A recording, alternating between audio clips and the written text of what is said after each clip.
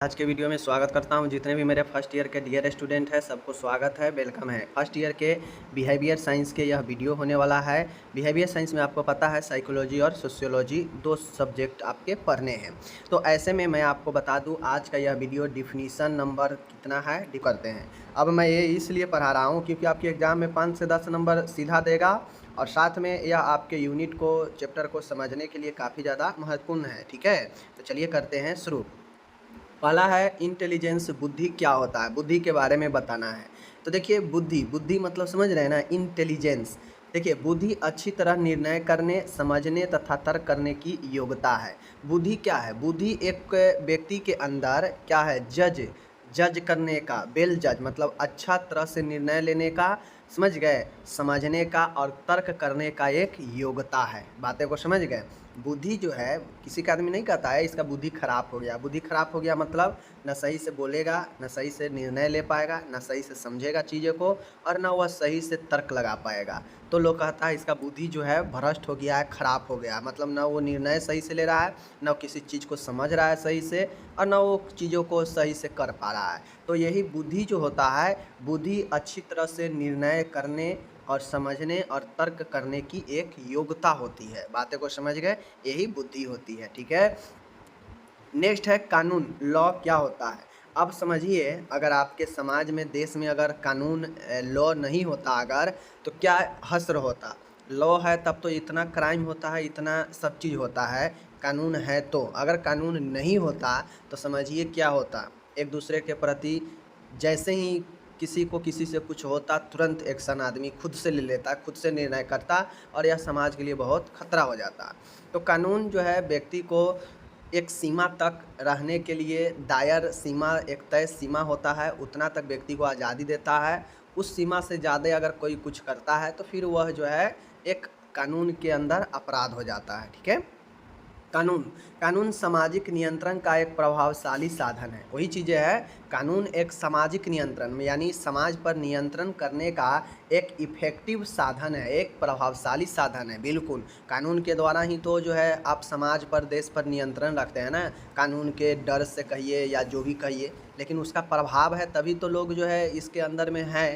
तो कानून एक प्रभावशाली क्या है? साधन है नियंत्रण करने का समाज पर। ठीक है, कानून का कार्य स्वतंत्रता एवं अधिकारों की रक्षा करना। कानून का काम है कि किसी व्यक्ति को अगर अधिकार और अगर स्वतंत्रता की हनन हो रहा है तो उसको रक्षा करना, क्योंकि सभी व्यक्ति को अपना अपना आज़ादी है, अपना अपना राइट्स है, अधिकार है। अगर इनके राइट्स को और अधिकार को कोई व्यक्ति के द्वारा, कोई संस्था के द्वारा अगर या सरकार के द्वारा हनन किया जाएगा तो वह उसके विरुद्ध में आगे तक जा सकता है, यही कानून के द्वारा ही। ठीक है, नेक्स्ट है एवं नागरिकों को कर्तव्य के प्रति सचेत करना। कानून के द्वारा हर एक नागरिक को क्या कर्तव्य है अपने देश के लिए, क्या ड्यूटीज है, इसको जो है सचेत करना कानून है। कानून समझ गए। कानून एक सामाजिक नियंत्रण, प्रभावशाली नियंत्रण साधन है जिसके द्वारा जो है स्वतंत्रता और अधिकारों को भी रक्षा करना जो है वो संभव होता है और नागरिकों को उसको कर्तव्य के प्रति सचेत करना कानून का दायित्व है। ठीक है, आगे है परसेप्शन। परसेप्शन को हम लोग प्रत्यक्षीकरण कहते हैं, अवबोधन कहते हैं। ठीक है, ध्यान दीजिएगा। प्रत्यक्षीकरण इंद्रियों की सहायता से पदार्थ या बाह्य घटनाओं को जानने की क्रिया है। देखिए, अवबोधन या प्रत्यक्षीकरण आपके सामने जो भी चीज़ें हैं और उस चीज़ के बारे में आप जो जान रहे हैं, जो समझ रहे हैं, वही प्रतिरक्षीकरण होता है। प्रतिरक्षीकरण के द्वारा आप किसी चीज़, किसी पदार्थ, किसी बाह्य घटनाओं के बारे में जानते हैं और आपको जानकारी मिलती है। ठीक है, तो यही जो है आपका परसेप्शन होता है। और परसेप्शन किसके द्वारा होता है? इंद्रियों के द्वारा, जैसे सुनना, कान के द्वारा सूंघना, नाक के द्वारा देखना, आँख के द्वारा देखना, स्पर्श मतलब त्वचा, यह सब इंद्रिय के द्वारा जो है आपको प्रत्यक्षीकरण होता है। बातें को समझ गए। चलिए, मैरिज, विवाह क्या होता है? विवाह, मैरिज क्या होता है? ये सोशियोलॉजी का है। विवाह पति अथवा पत्नी के सामाजिक बंधन का नाम है। विवाह एक ऐसा संस्कार है जिसमें पति पत्नी आपस में सामाजिक बंधन में बंध जाते हैं। ठीक है, क्या है विवाह? क्या है? तो विवाह पति अथवा पत्नी के सामाजिक बंधन का नाम है। ठीक है, बात सही है। जब किसी को शादी नहीं हुआ रहता है तो देखते होइएगा वह फ्री रहता है, व्यक्ति फ्री रहता है। ठीक है, लेकिन जैसे ही ब्याह होता है तो पति और पत्नी दोनों एक सामाजिक बंधन में बन जाता है। दोनों एक दूसरे के बगैर इधर उधर हिल नहीं सकता है, नहीं कहता है, पता तक नहीं हिलता, वही वाला बात होगा। इसीलिए इसको एक बंधन कहते हैं। और जब तक शादी नहीं हुआ रहता है वह एक फ्री रहता है आदमी, ठीक है। विवाह एक ऐसा संस्कार है, विवाह एक संस्कार भी है जिसमें पति पत्नी आपस में सामाजिक बंधन में बंध जाते हैं, ठीक है। विवाह एक सामाजिक संस्कार है जिसमें पति और पत्नी आपस में सामाजिक बंधन में बंध जाते हैं, ठीक है। तो मैरिज के बारे में समझ गए। मैं बार बार कहता हूँ कि आप जो भी लोग हैं, अगर आप खुद से एक बार नहीं पढ़िएगा, वेबसाइट पर जाकर हम सब दे रहे हैं नोट्स, अगर वहाँ पर जाकर नहीं पढ़िएगा तो फिर दिक्कत होगा। एक बार वीडियो देखने से कुछ नहीं होता है, ठीक है ना। नेक्स्ट है अपने पास आत्महत्या। आत्महत्या के बारे में हमें जानना है, सुसाइड के बारे में। देखिए इसमें दो टर्म है, एक है आत्म, ठीक है, एक है आत्म और एक प्लस है हत्या, ठीक है। आत्महत्या, आत्महत्या, आत्म मतलब स्वयं और हत्या मतलब मारना, मतलब स्वयं को मारना। हत्या मतलब नुकसान पहुंचाना भी होता है, ठीक है। यानी स्वयं को नुकसान पहुंचाना या स्वयं को ख़त्म करना ही जो है आत्महत्या कहलाता है, ठीक है। स्वयं को स्वयं से, इसीलिए आत्महत्या कहलाता है, ठीक है। देख लीजिए, मनुष्य द्वारा अकस्मात योजना तरीके से, देखिए कोई भी व्यक्ति आत्महत्या करता है तो ऐसा नहीं है कि वो बिना सोचे कर लेता है। भले वो गलत स्टेप उठाए, भले वह उसका माइंड ठीक नहीं हो, ठीक सिचुएशन में नहीं हो, लेकिन वह व्यक्ति सोच के ही आत्महत्या करता है। ऐसा नहीं है कि जो है ऑटोमेटिक करने लगता है, वह अकस्मात, ठीक है ना, अकस्मात करता है, बट योजनाबद्ध तरीके से करता है। स्वयं को हानि पहुंचाना या अपना जीवन समाप्त करना ही आत्महत्या कहलाता है। बातें को समझ गए। मनुष्य द्वारा आत्महत्या कौन मनुष्य करेगा, जानवर थोड़ी कर लेगा, पेड़ पौधा थोड़ी ना कर लेगा। तो मनुष्य द्वारा अकस्मात योजनाबद्ध प्लानेड तरीके से स्वयं को हानि पहुंचाना या अपना जीवन समाप्त करना ही आत्महत्या कहलाता है, ठीक है। आत्महत्या के कई कारण हो सकते हैं। अब ये जो आत्महत्या होता है सुसाइड, इसके बहुत सारे कारण हो सकते हैं, जैसे अपनी व अपने परिवार की आर्थिक व सामाजिक आवश्यकताओं को पूर्ति नहीं कर पाना, रोग से ग्रस्त होना, पढ़ाई लिखाई में असफल रहना, ठीक है, किसी प्यारे को खो देना, ठीक है। उसके बाद बहुत सारे रीज़न होते हैं, तो ये सब जो है आपके होते हैं, आत्महत्या के अनेकों कारण हो सकते हैं। बाकी आत्महत्या अकस्मात प्लानेड योजनाबद्ध तरीके से स्वयं को हानि पहुंचाना या अपना जीवन समाप्त करना ही आत्महत्या कहलाता है। बातें को समझ गए। चलिए आगे है मेंटल हेल्थ है, देख लीजिए। मेंटल हेल्थ कहने का मतलब है मानसिक स्वास्थ्य। मानसिक स्वास्थ्य कहने का मतलब है कि मानसिक स्वास्थ्य वह क्षमता है जिसके द्वारा व्यक्ति प्रतिकूल परिस्थितियों का सामना धैर्यपूर्वक कर उनसे प्रभावपूर्ण समायोजन बिठा लेता है। देखिए मानसिक स्वास्थ्य और अस्वस्थ, मानसिक स्वस्थ और अस्वस्थ, स्वस्थ होगा व्यक्ति तो वह प्रतिकूल अपोजिट कंडीशन में भी, गड़बड़ सिचुएशन में भी वह अपने आप को ढाल लेगा, अपने आप को सामना धैर्यपूर्वक करेगा, समायोजन बैठा लेगा। और एक अच्छे व्यक्ति को उसी को माना जाता है जो अपोजिट कंडीशन में भी, अपने से प्रतिकूल स्थिति में भी खुद को सामना करे, धैर्यपूर्वक प्रभावपूर्ण समायोजन बैठा ले, और वही मानसिक स्वास्थ्य होता है, मेंटल हेल्थ होता है। बातें को समझ गए। अगर मानसिक अस्वस्थ होगा व्यक्ति तो वह धैर्य नहीं बनाएगा, प्रतिकूल परिस्थिति में घबराने लगेगा, ठीक है, सामंजस्य नहीं बैठा पाएगा, समायोजन नहीं होगा, और वह जो है अस्वस्थ व्यक्ति होता है। बातें को समझ गए। चलिए आगे है बिहेवियर। यहाँ पे व्यवहार क्या होता है। व्यवहार व्यक्ति की प्रक्रिया, प्रतिक्रिया अथवा क्रिया को कहते हैं जिसमें मन और शारीरिक प्रक्रिया शामिल है, चाहे वो बीमारी हो, चाहे वो बाहरी हो या भीतरी। देखिए बिहेवियर एक प्रकार से दिखने वाला चीज़ें होता है, ठीक है। बिहेवियर जो होता है, व्यवहार व्यक्ति की प्रक्रिया, प्रतिक्रिया और क्रिया को कहते हैं। जैसा व्यक्ति प्रक्रिया करेगा, जैसा प्रतिक्रिया रिएक्शन दिखाएगा, जैसा काम करेगा, इसी तीनों में उसका व्यवहार भी झलकते रहता है। इसीलिए कहता है व्यवहार व्यक्ति की प्रक्रिया, प्रतिक्रिया अथवा क्रिया को कहते हैं। जैसा क्रिया, जैसा प्रतिक्रिया, जैसा प्रक्रिया करेगा व्यक्ति, इसी में उसका व्यवहार भी दिखता है, ठीक है। इसमें मन और शारीरिक प्रक्रिया शामिल है, चाहे वह बाहरी व भीतरी हो, ठीक है। चाहे वह बाहर से करने वाला जो है प्रक्रिया हो, चाहे भीतरी प्रक्रिया हो, इसमें मन और शरीर दोनों शामिल होता है व्यवहार में। बातें को समझ गए। चलिए आगे है अपराध। अपराध क्या होता है।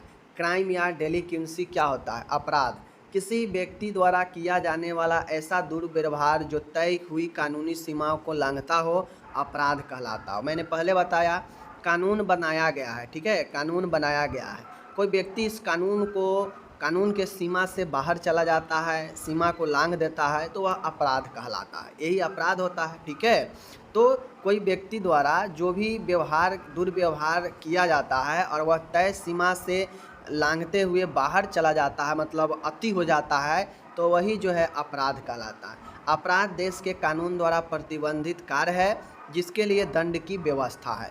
समझ गए? अपराध जो है देश के कानून द्वारा प्रतिबंधित कार्य है, कानून इसको प्रतिबंध किया हुआ है, बैन लगाया है कि कोई भी व्यक्ति चोरी डकैती ये सब करेगा तो ये सब गलत है, इस पर कानून का प्रतिबंध है और इसको कोई करेगा तो इसके लिए दंड का व्यवस्था भी है। तो अपराध एक जो है सीमाओं को, आपके दुर्व्यवहार के सीमाओं को लांघता हुआ अपराध कहलाता है। थोड़ा मोड़ा अगर करता है तो व्यक्ति बचता है, ज़्यादा करता है तो देखते हैं ना कि जिस टाइप से व्यक्ति क्राइम करता है उसी टाइप से उसको जो है दंड भी मिलता है। छोटा मोटा तो कोई जो है छोटा मोटा अगर चोरी किया रहता है तो देखते होइएगा उसको 2-4 थप्पड़ पुलिस मार के थोड़ा ये वो करके छोड़ देता है, लेकिन कोई अगर बड़ा चोरी किया है, किसी को पीटा है, किसी को मर्डर किया है तो उसको उसी हिसाब से दंड भी मिलता है, ठीक है। तो यही अपराध होता है। अब आता है परिवार, फैमिली क्या है देख लीजिए। फैमिली, परिवार ऐसे व्यक्तियों का समूह है। देखिए परिवार भी एक समूह ही होता है, परिवार में एक व्यक्ति तो होता नहीं है, ठीक है, और एक व्यक्ति से परिवार बनता भी नहीं है। परिवार होने के लिए कम से कम पति पत्नी और उसके एक संतान होना जरूरी होता है, ठीक है। परिवार ऐसे व्यक्तियों का समूह है जो रक्त के आधार पर एक दूसरे से संबंधित होते हैं, ठीक है। परिवार जो है एक व्यक्ति का समूह है, ठीक है। अब वह व्यक्ति जो होता है वह रक्त के आधार पर एक दूसरे से संबंधित होते हैं, जैसे उसमें दादा है, दादी है, चाचा है, चाची है, पापा है, मम्मी है, ठीक है, इस प्रकार से भाई है, बहन है, ये सब रक्त के आधार पर एक दूसरे से संबंधित होते हैं। तथा जो परस्पर नातेदार हैं, जो एक दूसरे से परस्पर जो है नातेदार होते हैं, नाता होता है, ठीक है। समान अर्थ में परिवार समाज की वह प्रथम इकाई है। देख लीजिए समान अर्थ में यहाँ से भी एक शुरू हो रहा है, ठीक है। परिवार समाज की वह प्रथम इकाई है जिसमें कुछ मनुष्य मिलकर रहते हैं। इन रहने वालों में पति पत्नी व उनकी संतान अनिवार्यतः होते हैं। तो ये चीज़ें मैंने आपको पहले भी बताया कि जो परिवार होता है वह समाज का एक प्रथम इकाई होता है। जो हमारा समाज है, समाज में जो अब समझिए ना, गांव है, गांव में जो सबसे प्रथम जो इकाई होता है वह परिवार ही होता है। परिवार के बाद मोहल्ला, मोहल्ला के बाद गांव, गांव के बाद अलग अलग बड़े पैमाने पर होता है ये चीज़ें। तो परिवार जो है समाज की एक प्रथम इकाई है जिसमें कुछ मनुष्य मिलकर रहते हैं। मनुष्य कहा जाए तो इनमें पति पत्नी और उनके एक संतान अनिवार्य होते हैं परिवार में, ठीक है, यही परिवार होता है। तो समान अर्थ में आप परिवार को यहाँ से भी आप यहाँ तक एक डिफिनीशन कर सकते हैं, ठीक है। चलिए आगे चलते हैं। अब आता है यहाँ पे ध्यान, अटेंशन, ध्यान। अटेंशन मतलब क्या होता है? ध्यान। देख लीजिए ध्यान एक मानसिक प्रक्रिया है। अटेंशन जो होता है, ध्यान, यह एक मेंटल प्रोसेस है, मानसिक प्रक्रिया है। इसे अवधान भी कहा जाता है। अब कहीं कहीं पर अगर आपको अवधान लिखा होगा तो घबराइएगा नहीं, क्योंकि ध्यान को अवधान भी कहा जाता है। मनुष्य का परिवेश यानी मेलू में उपस्थित अनेक वस्तुओं पर एक साथ चेतना कर पाना असंभव है, ठीक है। उसके परिवेश में उपस्थित वस्तुओं में से कुछ उसके चेतना के केंद्र में आ जाती है, कुछ सीमा प्रदेश में रह जाता है, तो कुछ सीमा प्रदेश के बाहर ही रह जाता है। पर व्यक्ति द्वारा कुछ वस्तुएं जो उसके चेतना केंद्र में लाई जाती है, उस प्रक्रिया को ही ध्यान या अवधान कहते हैं। अब इसको मैं समझने के लिए, जैसे यहाँ पे कह रहा है कि मनुष्य का परिवेश में उपस्थित अनेक वस्तुएं, मतलब कोई भी चीज़ परिवेश में आसपास कोई भी चीज़ उपस्थित है, कोई भी वस्तु है, ठीक है, उन सब पर एक साथ चेतना कर पाना असंभव होता है। मतलब एक साथ किसी चीज़ पर ध्यान लगाना असंभव होता है, ठीक है। उसके परिवेश में उपस्थित वस्तुओं में से जितने भी वस्तु उपस्थित है उनमें से कुछ उसके चेतना के केंद्र में आ जाती है। जैसे मनुष्य है, मनुष्य का ये ब्रेन है, चूँकि ध्यान एक मानसिक प्रक्रिया है, यह व्यक्ति का समझिए मन है, ठीक है, मानसिक है, मन है। अब यहाँ पे देखिए, यहाँ पे चेतना का केंद्र है, ये चेतना का केंद्र है। जो इस चेतना के केंद्र में आ जाएगा वही ध्यान होता है, ठीक है। जो इस केंद्र जो बातें, जो वस्तु, जो भी चीज़ें इसके चेतना के केंद्र में आ जाएगा वह ध्यान में हो जाता है। लेकिन कुछ होता है, कुछ वस्तु जो होता है यह सीमा तक ही, इस सीमा प्रदेश में ही जो है रह जाता है, ठीक है। कुछ जो है सीमा प्रदेश के बाहर, यहाँ पर ही आकर यह बाहर से ही लौट कर चला जाता है। कुछ इस सीमा प्रदेश तक आता है, कुछ सीमा प्रदेश से बाहर ही लौट कर चला जाता है कोई बात या कोई वस्तु। और कुछ जो होता है यह चेतना के केंद्र में चला जाता है। अब वह कुछ वस्तु हो सकता है, कुछ जो है सामान हो सकता है, कुछ कोई भी वस्तु, कोई भी बात, कुछ भी हो सकता है जो ध्यान में आने वाला हो। अब मैं यहाँ पे, अब जैसे मैं आपको एक बात बता दूँ, 3 खूबसूरत जो है कन्या रास्ते से जा रही है, ठीक है। अब आप देखते होइएगा कि जब व्यक्ति को किसी पर नज़र जाता है, डायरेक्ट ध्यान उस तरफ जाएगा जो उसको सबसे अट्रैक्टिव लगेगा। है 3 कन्या, ठीक है, लेकिन जो सबसे अट्रैक्टिव, जो सबसे सुंदर दिखेगा किसी व्यक्ति को, धड़ाक दिगर उधर ही ध्यान जाता है। इसका मतलब क्या हुआ, इन तीनों का जो चेतना केंद्र है वह व्यक्ति के जो सबसे सुंदर है, वह उसका जो छवि है वह चेतना केंद्र में प्रवेश कर गया और व्यक्ति का ध्यान डायरेक्ट इधर की तरफ आ गया। अब जो बाकी का 2 है, हो सकता है उसमें से बाकी के 2 में एक और हो जो जिसका थोड़ा मोड़ा ध्यान हो, तो वह इस सीमा प्रदेश तक आएगा, और एक हो जिसका बिल्कुल ही नहीं याद होगा कि वो कैसी थी नहीं थी, तो इस हिसाब से वह बाहर से ही चला जाएगा, तो उसके बारे में कुछ याद नहीं रहेगा, इसके बारे में भी कुछ नहीं याद रहेगा। जो सबसे सुंदर चेतना केंद्र में जिसका छवि चला गया उसके बारे में आपको ध्यान में बैठ जाता है, तो यही अपना ध्यान होता है। बातों को समझ गए? चलिए आगे है अब आपका यहाँ पे ध्यान भंग या विकर्षण, डिस्ट्रैक्शन। वहाँ पे था ध्यान, यहाँ पे है ध्यान भंग, डिस्ट्रैक्शन। वहाँ पे था अटेंशन, यहाँ पे है डिस्ट्रैक्शन। देख लीजिए, व्यक्ति किसी उद्दीपक या वस्तु पर ध्यान केंद्रित करते समय किसी अन्य उद्दीपक के कारण ध्यान कहीं और चला जाए या ध्यान में बाधा उत्पन्न हो जाए, उसे ध्यान भंग या विकर्षण कहते हैं। जैसे आप पढ़ाई कर रहे हैं, पढ़ाई करते करते अचानक से डीजे बजने लगा और आपका ध्यान जो है भटक गया, चला गया डीजे की तरफ, चूँकि डीजे वाला का जो वेव है ज़्यादा है आपके पढ़ाई से, तो इस कारण से क्या हो गया, आपका विकर्षण हो गया, ध्यान भंग हो गया। वही कहता है व्यक्ति या किसी उद्दीपक या वस्तु पर ध्यान केंद्रित करते समय किसी अन्य उद्दीपक के कारण, मतलब किसी अन्य विषय वस्तु के कारण ध्यान कहीं और चला जाए या ध्यान में बाधा उत्पन्न हो जाए, तो उसे ध्यान भंग या विकर्षण कहते हैं। ये उद्दीपक किसी विषय वस्तु को सूचित करता है, समझ गए ना। ये उद्दीपक किसी विषय वस्तु को सूचित करता है जिस पर आप ध्यान लगाना चाहते हैं, और उसमें जो है किसी अन्य उद्दीपक के कारण ध्यान भंग हो जाए, तो वही डिस्ट्रैक्शन, ध्यान भंग हो जाता है। अब आता है हैलुसिनेशन। हैलुसिनेशन एक होता है विभ्रम, ठीक है, विभ्रम वह स्थिति जिसमें किसी उद्दीपक की अनुपस्थिति में भी व्यक्ति को किसी उद्दीपक के होने का आभास होता हो, विभ्रम कहलाता हो, ठीक है। एग्जाम्पल, प्रायः मानसिक रोगियों में इस प्रकार के प्रत्यक्षीकरण संबंधी त्रुटि पाई जाती है, जैसे एक डरा हुआ व्यक्ति रात में हिलते हुए पर्दे को भूत समझ लेता है, ठीक है। यहाँ पे कह रहा है विभ्रम वह स्थिति जिसमें किसी उद्दीपक की अनुपस्थिति में भी व्यक्ति को किसी उद्दीपक होने का आभास होता हो, मतलब कोई वस्तु उपस्थित नहीं है लेकिन फिर भी व्यक्ति को लगता है कि नहीं वहाँ पे कुछ चीज़ें है, तो यही विभ्रम हैलुसिनेशन होता है। बातों को समझ गए? जैसे भूत नहीं है और भूत को समझ लेना, ठीक है, भूत नहीं है लेकिन फिर भी भूत दिखाई दे रहा है, सामने भूत है, तो यही एक विभ्रम होता है। और यह मानसिक रोगियों में दिखाई पड़ने वाला एक त्रुटियाँ होती है प्रत्यक्षीकरण में, जो एक डरा हुआ व्यक्ति रात में हिलते हुए पर्दे को भी भूत समझ लेता है, ठीक है। इस प्रकार से एग्जाम्पल है। आगे है भ्रम। है भ्रम एलूजन होता है वह स्थिति जिसमें कोई व्यक्ति किसी वस्तु या उद्दीपक का सही प्रत्यक्षीकरण नहीं कर पाता है, भ्रम कहलाता है। भ्रम में किसी उद्दीपक की उपस्थिति में ही उद्दीपक का त्रुटिपूर्ण प्रत्यक्षीकरण होता है। भ्रम में क्या होता है, वहाँ पे क्या था विभ्रम में, कि वहाँ पे कोई वस्तु नहीं था लेकिन फिर भी व्यक्ति जो है उसको समझता है कि ये फलाना चीज़ है, तो वह विभ्रम हो गया, हैलुसिनेशन।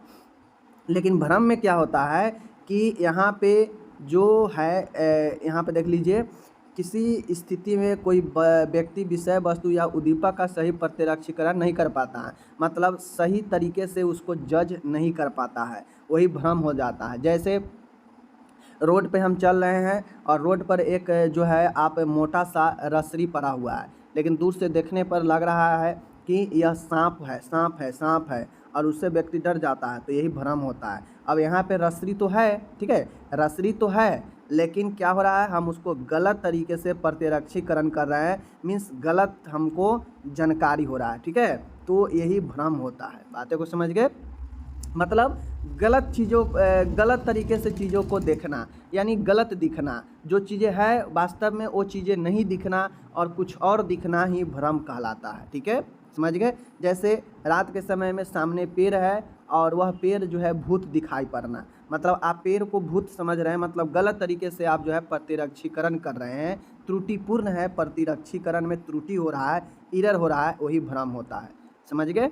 चलिए, अब आता है यहाँ पे है संकल्प। विल मतलब होता है संकल्प, व्यक्ति की वह क्षमता जो अवांछित सोच, भावनाओं व संवेगों को नियंत्रण का कार्य करती है। ठीक है, संकल्प कहलाती है। संकल्प का क्या मतलब होता है कि व्यक्ति की वह क्षमता जो अवांछित सोच, ठीक है, जो अनवांटेड सोच, मतलब जिसे हम नहीं चाहते हैं वैसे सोच, वैसे भावनाओं, वैसे संवेगों पर नियंत्रण का कार्य जो है हमारा संकल्प करता है। संकल्प शक्ति स्वयं के द्वारा स्वयं के नियम हेतु चैतन्य प्रयास होते हैं। संकल्प व्यक्ति के निर्णय लेने व अनुसरण करने की क्षमता है। इससे माध्यम से व्यक्ति किसी निश्चित लक्ष्य की प्राप्ति में आने वाली बाधाओं को दूर करने का प्रयास करता है। वही चीज़ें संकल्प है। संकल्प लेकर व्यक्ति जो है अपने सामने कोई भी चीज़ें है उसको पूरा करने का प्रयास करता है। ठीक है, इसमें जो भी बाधा आता है उसको दूर करता है व्यक्ति। संकल्प से एक निश्चित मार्ग मिलता है। ठीक है, इससे स्वयं शक्ति को स्वयं से नियम हेतु जो है चैतन्य प्रयास व्यक्ति करता है। ठीक है, और संकल्प जो है व्यक्ति का एक ऐसा क्षमता है जो आपके सोच को, जो आपके भावनाओं को, आपके संवेगों को जो अवांछित है उस पर नियंत्रण करता है संकल्प। इसीलिए देखते होइएगा जो व्यक्ति संकल्प लेकर चलता है, देखते होइएगा छोट मोट त्रुटि, छोट मोट गड़बड़ चीज़ें, निगेटिव थिंकिंग, ये सब खुद को हटा देता है और वह व्यक्ति आगे अपने लक्ष्य की तरफ प्रयासरत रहता है। तो विल जो है आपके लक्ष्य को पाने में मदद करता है, या आपके बाधाओं को दूर करने का भी प्रयास करेगा और इसके द्वारा अवांछित सोच, भावना, संवेग पर भी नियंत्रण होता है और यही विल होता है। विल जो है, विल शक्ति, संकल्प शक्ति जो है स्वयं के द्वारा स्वयं के नियम हेतु चैतन्य प्रयास होते हैं। जो व्यक्ति स्वयं से नियम करता है कि हमें ये चीज़ करना है, संकल्प लेता है और स्वयं से ही जो है वह नियम करके आगे की तरफ चलाता है। ठीक है, जैसे पढ़ाई के लिए संकल्प लेता है कि डेली हमको सुबह 2 घंटे 5 से 7 पढ़ना है, तो वह व्यक्ति डेली बाय डेली अपने नियम के अनुसार 5 से 7 जो है प्रयास करेगा कि हम पढ़े और वो पढ़ता भी है। इसीलिए इसे स्वयं के द्वारा स्वयं के नियम हेतु चैतन्य प्रयास कहा गया। ठीक है, चलिए हो गया। अब यहाँ पे मैंने आपको करा दिया, बहुत अच्छा, बहुत सारे टर्मिनोलॉजी, डिफिनीशन समझा दिए। अब आप जो है इसको अच्छे से पढ़िए। चलिए मिलेंगे अगले वीडियो में, अपना ख्याल रखिए।